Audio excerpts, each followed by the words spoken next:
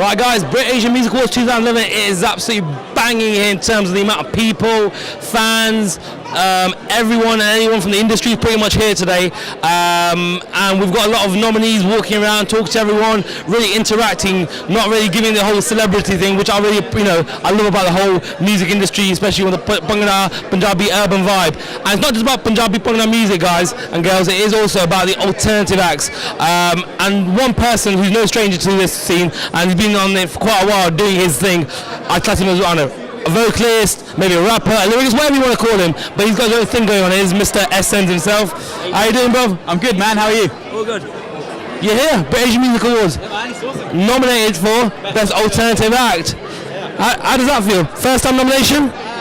This award, yeah, I mean, there's been sort of various different awards that we've been nominated for over the years, but it means a lot to be nominated this year because actually we haven't released anything for a while. We're just gearing up for our new album, the new Swami album. Is that a good thing or a bad thing? I think it's a good thing because it shows that even when we're inactive, people are still thinking about us and we've had a lasting impact. So I think people need to remember that when people are putting nominations, so voting for certain artists, is by the public, not by a panel or a number of other people. This is the public, as they are in day.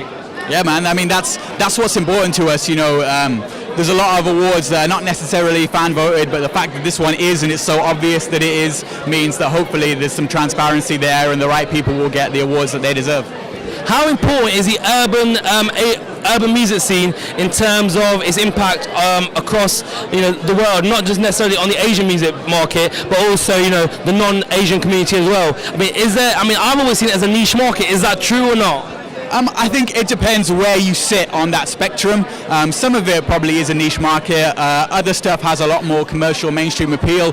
What we do, we kind of have one foot inside the kind of Asian and urban kind of side, and then we have another foot that's in the kind of, pop music and stuff that's really commercially accessible. And that's what the new Swami album is going to be about as well. Upgrade, it's called. It's coming out next year. So hopefully it has a big impact.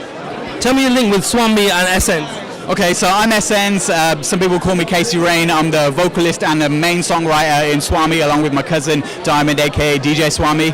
I've been in the band since '03. Done tracks like Desi Rock, Electro Jugni, Sugarless, all those K-Hey. So that was your lyrics and your vocal on Desi Rock?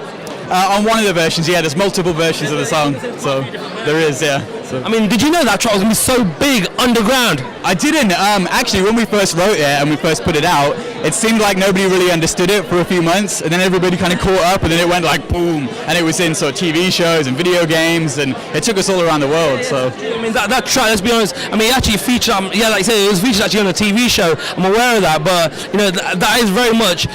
It's got a very strange sound to it. I know there's multiple versions, but the actual version that came out on his album, that was not your normal mainstream commercial Asian sound. That was just next level. How did it feel featuring on a track like that? It's not your normal kind of urban beats, is it? It's like Well, basically, we've always kind of marched to the beat of our own drum, done the things that we wanted to do. We've had our own creative vision, and I think that's part of why we've been able to have the longevity that we've had. And initially, some people might not get what we're doing. It's a bit out there, but then after time, it has more impact, and it has a longer lasting impact, I think.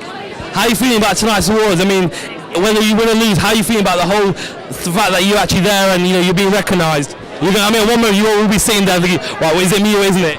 I'm just happy to be here and to be nominated, and may the best person win.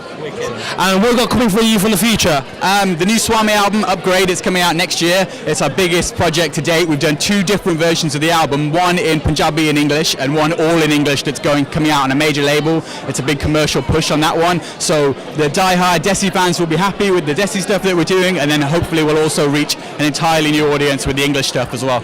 In my opinion, Swami, a very underrated producer, but he's done big things. And so has he been very much the creative vision and force behind the new upcoming project? Absolutely, 100%. He's the hardest working person I know, and he's the only person really that can pull off all these different sounds and styles and blend them together so cohesively.